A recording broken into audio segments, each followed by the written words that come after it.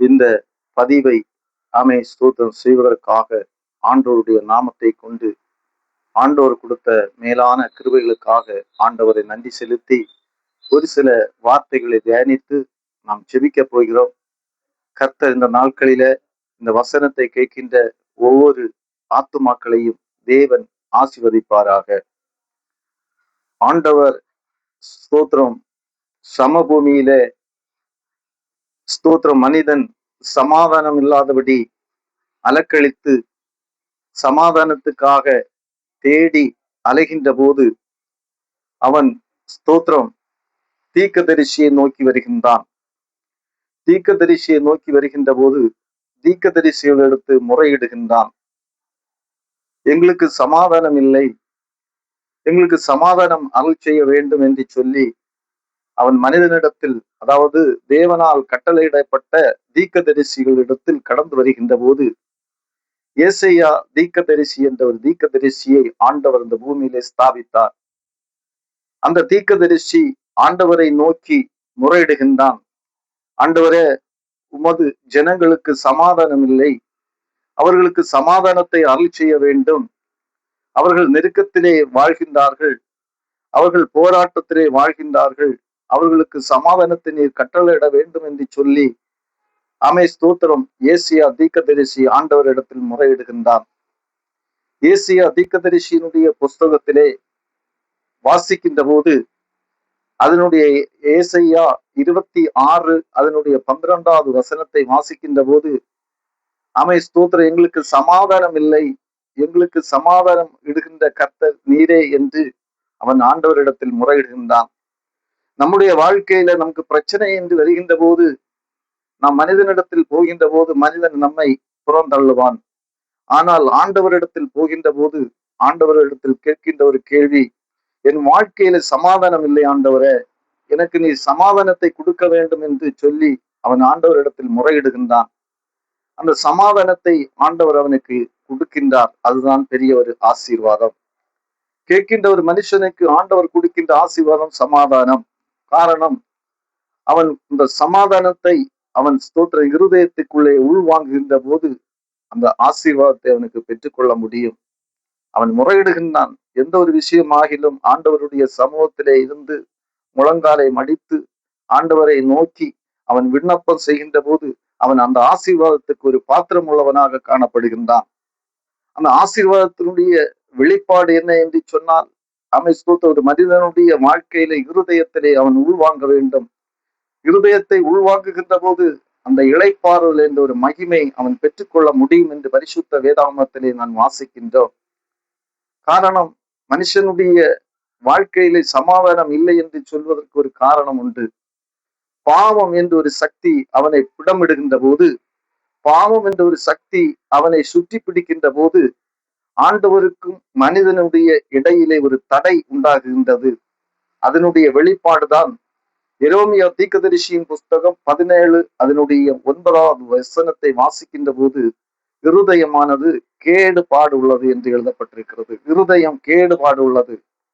இந்த கேடுபாடு உள்ள இருதயம் எப்படி வருகின்றது என்று சொன்னால், பாவம் தேவனை நோக்கி பார்க்க விடாதபடி பாவம் சுற்றிலும் இடமிட்டு பாவம் இந்த பூமியிலே மனிதனை அழிக்கின்றது. அந்த பாவத்திலிருந்து வெளிப்படுவதற்குத்தான் ஆண்டவர் எதை சொல்கின்றார் என்று சொன்னால், யோவான் புஸ்தகம் 14 அதனுடைய 27வது வசனத்திலே, இதோ சமாதானத்தை நான் இந்த பூமியிலே வைத்து செல்கின்றேன் என்று சொன்னார். இந்த வசனத்தை வாசிக்கின்ற போது சமாதானத்தை இந்த பூமியிலே நான் வைத்து செல்கின்றேன் என்று சொன்னார். அவர் இந்த சமாதானத்தை இந்த பூமியிலே வைத்து செல்கின்றேன் என்று சொல்கின்ற கருத்துக்கள் என்ன என்று சொன்னால், அவர் பட்ட பாடுகள், அவர் பட்ட வேதனைகள், அவர் பட்ட துன்பங்கள், ஸ்தோத்திரம் அவர் பட்ட துயரங்கள் மனிதனுக்காக பாவத்தோடு யுத்தம் செய்து பாவத்தை ஜெயித்து அதை ஸ்தோத்திரம் ஜெயம் கொள்ளப்பட்டவராய் காணப்பட்டு அவர் ஸ்தோத்திரம் ஸ்தோத்திரம் சமாதானத்தை பூமியிலே வைத்து சென்றார். அந்த சமாதானத்தினுடைய மகிமை தான் நாம் ஏற்றெடுக்கின்றோம். காரணம், இருதயம் கட்டப்படுகின்ற போது அந்த கட்டிலிருந்து விடுதலை பெற்றுக்கொள்வதற்காக ஒரே வெளிப்பாடு என்று சொன்னால் பரிசுத்த மகிமை, பரலோகத்தினுடைய மகிமை, பரிசுத்த ஆவியானவர் நமக்குள்ளே இறங்குகின்ற போது நம்முடைய கேடுபாடு, இருதயத்தினுடைய கேடுபாடு உடைந்து போகின்றது. அந்த உடைந்து போகின்ற போது நமக்கு ஒரு ஆறுதலை தருகின்ற பரிசுத்த ஆவியானவர். காரணம், சங்கீத புஸ்தகத்திலே நாம் வாசிக்கின்றோம், அங்கே ஒரு தெளிவு இருக்கின்றது. ஆமே ஸ்தோத்திரம். சங்கீதம் 122 அதனுடைய 7வது வசனத்தை வாசிக்கின்ற போது, இதோ உன் அலங்கத்துக்குள்ளே சமாதானம் என்று சொல்கின்றார். உன் அலங்கத்துக்குள்ளே சமாதானம், உன் அரண்மனைக்குள்ளே ஸ்தோத்திரம் சுகமும் இருப்பதாக என்று பரிசுத்த வேதாகமத்திலே நாம் வாசிக்கின்றோம். சமாதானம் எங்கே இருக்கின்றது என்று சொன்னால் உன் அலங்கத்துக்குள்ள இருக்கின்றது. காரணம், நமக்குள்ள இருக்கின்ற சமாதானத்தை குறித்து அறிந்து கொள்ள முடியாதபடி நமக்கு சமாதானம் எங்கே கிடைக்கும் என்று சொல்லி நாம் சுற்றி திரிகின்றோம். உலகமெல்லாம் கடந்து செல்கின்றோம். எங்கே சமாதானம் கிடைக்கும்? கிழக்கு போனால் சமாதானம் கிடைக்குமா? மேற்கு திசைக்கு போனால் சமாதானம் கிடைக்குமா? தெற்கு திசைக்கு போனால் சமாதானம் கிடைக்குமா? இதோ ஸ்தோத்திரம் வடக்கு திசைக்கு போனால் சமாதானம் கிடைக்குமா? இதோ மனுஷனை பார்த்து மனுஷனிடத்தில் முறையிட்டால் சமாதானம் கிடைக்குமா என்று ஓடி திரிகின்றோம், சுற்றி திரிகின்றோம். இது நம்முடைய ஸ்தோத்திரம் குழப்பம் அல்ல. காரணம், பாவம் தேவனை நோக்கி பார்க்க விடாதபடி பாவம் நம்மளை சுற்றி பிடிக்கின்ற போது, பாவத்தினுடைய சக்திகள் நம்மை ஆளுகை செய்கின்ற போது, அந்த ஆண்டவரோடு சேர்ந்து வாழ்வதற்கு விடாதபடி சாத்தான் இன்றைக்கு மனிதனை வஞ்சித்து வைத்திருக்கின்றான். அப்படிப்பட்ட ஒரு கட்டுப்பாட்டில் இருந்த ஒரு மனுஷனை பைபிளிலிருந்து நாம் தியானிக்கின்ற போது, ஸ்தோத்திரம், அப்படிப்பட்ட அப்போஸ்தலனாகிய பவுல் என்ற ஒரு மனிதன் பூமியிலே எப்படி வாழ்ந்தான், எப்படி வாழப்பட்டான் என்று நாம் பரிசுத்த வேதாகமத்திலே நாம் வாசிக்கலாம். பல இடங்களிலே பரிசுத்த வேதாகமத்திலே வாசிக்கின்ற புதிய ஏற்பாடு காலங்களிலே பட்ட நாட்கள். காரணம், அப்போஸ்தலனாகிய பவுல் பூமியிலே சுதந்திரித்துக் கொண்டு இருக்கின்ற போது அவன் பெரிய ஒரு அதிகாரம் படைத்தவனும் பணம் பலவன் படைத்தவனும் ஸ்தோத்திரம் மனுஷனுடைய அதிகாரத்துக்கு உட்பிரதேசித்து தேவனுக்கு விரோதமாய் சுத்தி கடந்து வந்து தேவனுடைய சபைக்கு துன்புறுத்தலும் தேவனுடைய மனிதனுக்கு விரோதமாய் எழும்பி போராடுகின்ற காலகட்டம் உண்டாயிருந்தது.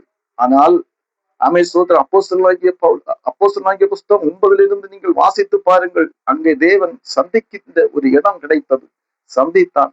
அதன் பிறகு ஸ்தோத்திரம் தேவனை சந்தித்த பிறகு ஸ்தோத்திரம் எபேசியர் பட்டணத்துக்கு ஸ்தோத்திரம் தேவ ஆசீர்வாதத்தை கொண்டு செல்கின்ற போது அவன் சொல்கின்றான். எபேசியர் புஸ்தகம் 1 அதனுடைய 2வது வசனத்தை நீங்கள் வாசித்து பாருங்கள். சமாதானமும் கிருபையும் உங்களோடு இருப்பதாக என்று சொல்கின்றான். ஸ்தோத்திரம்.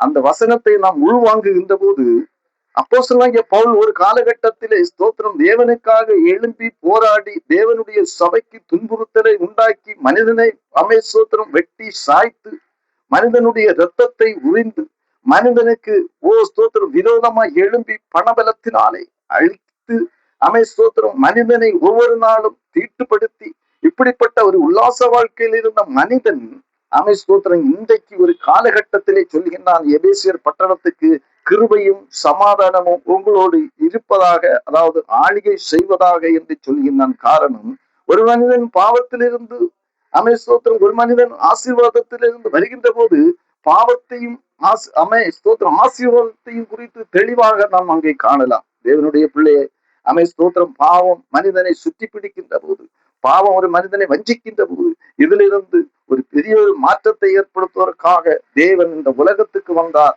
இந்த உலகத்திலே அவர் சமாதானத்தை வைத்து சென்றார். அந்த சமாதானத்தை நாம் உள்வாங்குகின்ற போது, அந்த சமாதானத்தை நாம் தெரிந்து கொண்டு, ஆண்டவரே நீர் இல்லாமல் எனக்கு ஒரு இரட்சகர் இல்லை, ஆண்டவரே நீர் இல்லாமல் எனக்கு ஒரு மகிமை இல்லை, ஆண்டவரே நீர் இல்லாமல் எனக்கு ஒரு சுகம் இல்லை, ஆண்டவரே அதன் நிமித்தம் எனக்கு நீர் ஆசீர்வாதத்தை பொழியும்படியாக, உம்முடைய ஆசீர்வாதம் என்று சொன்னால் நாங்கள் வேதத்திலே ஆழமாக வாசிக்கின்ற போது சுகத்தையும் பலனையும் ஆரோக்கியத்தையும் ஜீவனையும் விசுவாசத்தையும் தந்து என்னை ஆளுகை செய்கின்ற என் தேவாதி தேவனும் வானத்துக்கும் பூமியும் சகிலம் ஸ்தோத்திரம் நட்சத்திரங்களை சந்திரனை சூரியனை சமுத்திரத்தை சகலமும் சிருஷ்டித்து மனிதனுடைய கரத்திலே கொடுத்து நீ ஆளுகை செய்வாய் என்று சொன்ன தெய்வம், அந்த தெய்வத்தினுடைய நாமத்தை கொண்டு நாங்கள் உங்களுடைய சமூகத்திலே முழங்காலை மடக்கி நாங்கள் செபிக்கிறோம். ஆண்டவரே, தேசத்துக்கும் குடும்பங்களுக்கும் பிள்ளைகளுக்கும் ஆண்டவரே தேசம் அமைதலா இருப்பதற்காய் உங்களுடைய சமாதானத்தை இந்த உலகத்துக்கு நீர் வெளிப்படுத்தி தரும்படியாக நாங்கள் செபிக்கிறோம். ஒவ்வொரு நிமிஷமும் உம்மை நோக்கி பார்க்கிறோம், ஒவ்வொரு வினாடியும் உம்மை நோக்கி பார்க்கிறோம், ஒவ்வொரு ஸ்தோத்திரம் ஹல்லேலூயா ஒவ்வொரு நாளும் ஒவ்வொரு மணிக்கூறும் உம்மை நோக்கி பார்க்கிறோம். ஆண்டவரே, நீர் இல்லாமல் ஒரு இரட்சகர் இல்லை. ஆண்டவர் இந்த வசனத்தின் மூலம் கேட்ட ஒவ்வொரு பிள்ளைகளையும் நீர் ஆசீர்வதித்து அவர்களுடைய உள்ளத்தை விசாலமாக்கி அவர்களுடைய உள்ளத்தை தெளிவை கொடுத்து ஆண்டவரே அந்த பிள்ளைகளை ஸ்தோத்திரம் கேட்கின்ற ஒவ்வொரு பிள்ளைகளையும் கரம் பிடித்து நடத்தும்படியாக அடியேன் ஸ்தோத்திரம் ஜெபிக்கிறேன். கர்த்தர் இந்த நாட்களிலே ஆசீர்வதிப்பாக. ஸ்தோத்திரம் ஜெபிக்கிறோம். ஸ்தோத்திரம் கர்த்தர் இந்த நாட்களிலே பெரிய ஒரு மாற்றத்தை தரும்படியாக இந்த வசனத்தின் மூலம் கேட்கின்ற ஒவ்வொரு பிள்ளைகளையும் ஆசீர்வதிக்கும்படியா ஜெபிக்கிறேன். ஸ்தோத்திரம். பரிசுத்தமும் இரக்கமும் நிறைந்த எங்கள் நல்ல ஆண்டவரே, ஆசீர்வதிக்கப்பட்ட இந்த நாளுக்காய் ஸ்தோத்திரம். இந்த வீடியோ பதிவிடுவதற்காக நீ கிருபை செய்தே ஆண்டவரே. எவ்வளவு விதமான காரியங்களிலும் நாங்கள் கடந்து வருகின்ற போது உம்முடைய வார்த்தையை தந்து உம்முடைய கிருபையை தந்து ஸ்தோத்திரம் இந்த செய்தியை கொடுப்பதற்காக ஆலோசனை தந்த தெய்வம் இது எங்களால் உண்டாவனது அல்ல, பரிசுத்த ஆவியானவர் கொடுக்கப்பட்ட கிருபை. அந்த கிருபையை ஸ்தோத்திரம் உம்முடைய பிள்ளைகளுக்கு கொடுக்கிறோம் ஆண்டவரே. சமாதானத்துக்கு கட்டளையிடும். எந்த குடும்பத்துக்கு சமாதானம் இல்லையோ, எந்த பிள்ளைகளுக்கு சமாதானம் இல்லையோ, உம்முடைய ஜெபங்கள் உம்மை நோக்கி பார்ப்பதற்காக அவர்களுக்கு சமாதானத்தையும் பலனையும் கொடுத்து வழி நடத்தத்தக்கதாக தேவன் உதவி செய்யும்படியாக நாங்கள் செபிக்கிறோம் ஆண்டவரே. குறைகள் உண்டு, குற்றங்கள் உண்டு கர்த்தாவே. பாவ உலகத்திலே வாழ்கின்ற எங்களை, சாப உலகத்திலே வாழ்கின்ற எங்களுக்கு ஸ்தோத்திரம் எங்களுக்காக நீர் மறித்து அடக்கம் பண்ணப்பட்டு ஸ்தோத்திரம் பாதாளத்திலே ஸ்தோத்திரம் அடைக்கப்பட்டு 3ஆம் நாள் உயிர் தெழுந்த இயேசுவினுடைய நாமம் என்ற அந்த பிரகாசத்தை நாங்கள் நோக்கி பார்க்கிறோம். நீர் கிருபை அதை இருந்து வழிநடத்த உதவி செய்யும்படியா இயேசுவின் நாமத்தினாலே செபிக்கிறோம். ஆசீர்வதி பலப்படுத்தும். இயேசுவின் நாமத்தினாலே செபிக்கிறோம் ஜீவனோட அல்ல பிதாவே. ஆமென்.